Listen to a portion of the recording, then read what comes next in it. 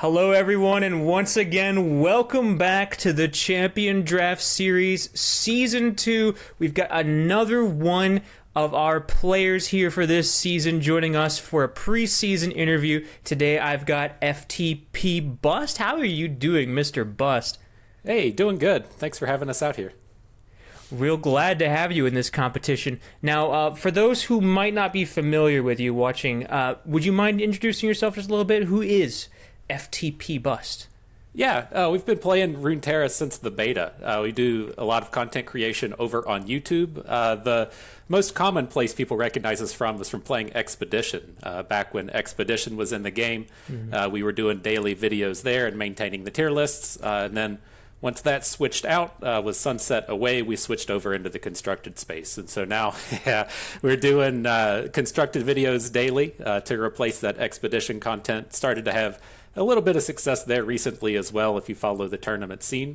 We've top cut a Mastering Runeterra event, a Riot Open event, just cracked the top 10 of the ladder for the first time in this past week. And so starting to make appearances in the full deck scene, the place where you get to bring your own creations and such. So yeah, I've seen quite a bit of that, and yeah, definitely making a bit of a splash, especially now in the Champion Draft Series. And I wanted to talk to you a bit about your deck construction, because you, particularly amongst a lot of other Legends of Runeterra creators, are known for developing like really unorthodox champion combinations, but you're not just like throwing random piles together. Like, you have them constructed with very structured like goals and high-end strategies in mind. Now, in a format like the Champion Draft Series, where you don't always have like the most orthodox champion combinations available to you, and you kind of have to work with what you have sometimes, do you think that your current strategies or your style, I would say, in not just your own content, but just your own playstyle and LOR in general, do you think that gives you an advantage over the rest of the competition in this sort of format? Absolutely. It absolutely helps. It's kind of one of those things as to where you're kind of recognizing what makes a champion or what makes a strategy good. It's very easy to head to your favorite stats site and pull up the top deck of the list, but it's kind of tough to really hammer home what makes a particular deck good and then extending that out to be much better in the meta. And so if you look at the current meta right now with all the various flavors of Janna and all the various flavors of Warden of the Tribes, there's a lot of kind of intricacies to the things that are happening there. And so I think that being able to, say, pick out a champion and then decide what that champion is actually good at, and being able to kind of meld that champion's strengths in with the remainder of your deck is definitely an advantage, especially as we come out into the draft space. And so being able to identify what makes a Janna good or what makes a Samira good, as opposed to just having a pile or a collection of cards that Janna happens to be in.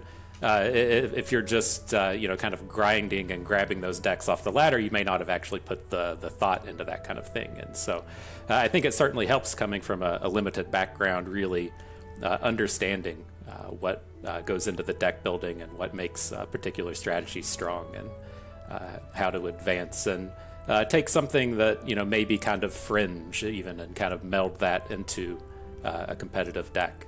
And so Absolutely.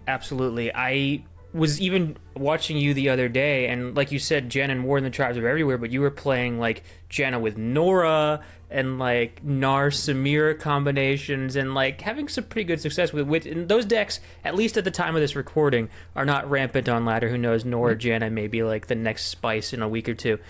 But it's really incredible to see how you find these avenues to make combinations that very much function within each other, but like aren't like immediately front page, like in everyone's faces, like, oh, this is what we build.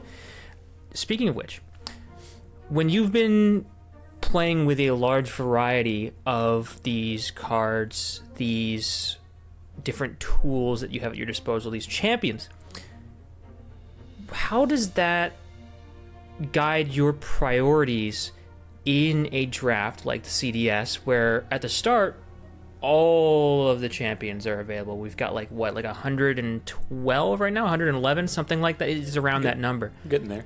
Yeah.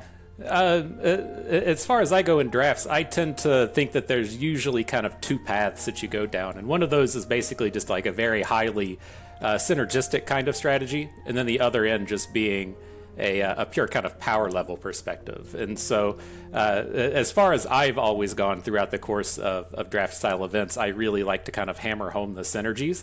And so if you see a champion like Riven, there's a ton of decks that you can actually build out from a Riven. It's not just what you see in Constructed to where we're going to put a Papercraft Dragon on her and call it a day. That can just branch out into so many different things. It's like she can fuel an Augment deck, or she can fuel a Jinx-based discard deck, and she can come into these, even say like a Samira deck, to where you can now chain out 3 fragments on the turn and maybe get a rally. And so I've always kind of preferred to say like, okay, well here's Riven, what does she work good in and what does she not work good in? And so you probably look towards those multi-card kind of strategies or card creation strategies. Maybe you pair her off with even something crazy like Seraphine, sure, but then you also have to know that like, okay, well I probably don't want her just like functioning in a curve deck. And so that's kind of like piece number one. The other side is, there are cards that are just super strong. I feel like if we were just to play some games tomorrow and you gave me a deck with Janna in it, we could probably just go crazy. Janna is just super, super strong right now. And so I think there's a bit of a balance in kind of recognizing, the champions that are just really good. Sejuani is always really good in these formats. She's interactive. She doesn't take a lot of build around capacity. And then otherwise, are you going to be able to, say, synergize it with something else? And so finding the space to where your cards that typically wouldn't be making the cut in a constructed ladder style deck can now get a chance to shine in the limited format. And we really look forward to seeing what decks you bring to shine in this series. Now, this series, while you are probably one of the more experienced drafters in this series, we got a few cephalopods pretty good in the draft, and Spids, of course, won our previous season.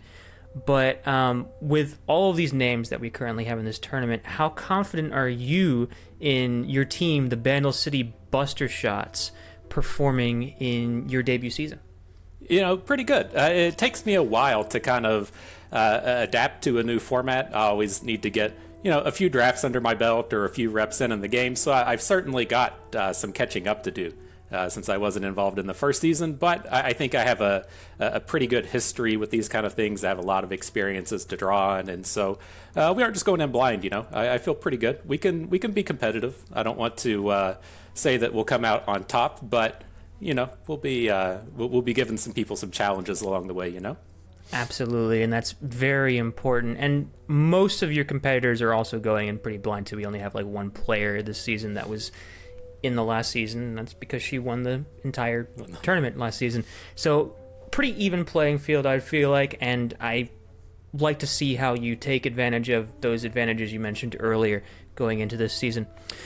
All right, well, Bust, I think that pretty much wraps up our interview today. Where can people find you if they want to follow you, if they've gained an interest in you over this interview, or they just want to see your journey through the Champion Draft Series?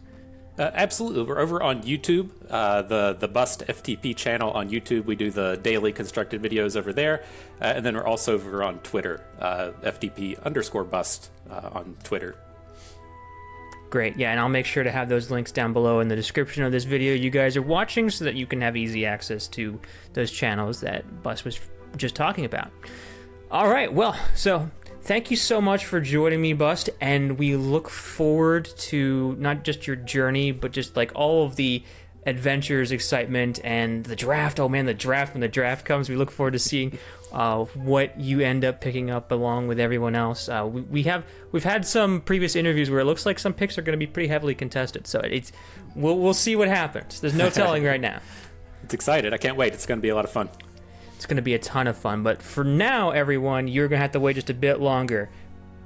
See ya. See ya. Goodbye.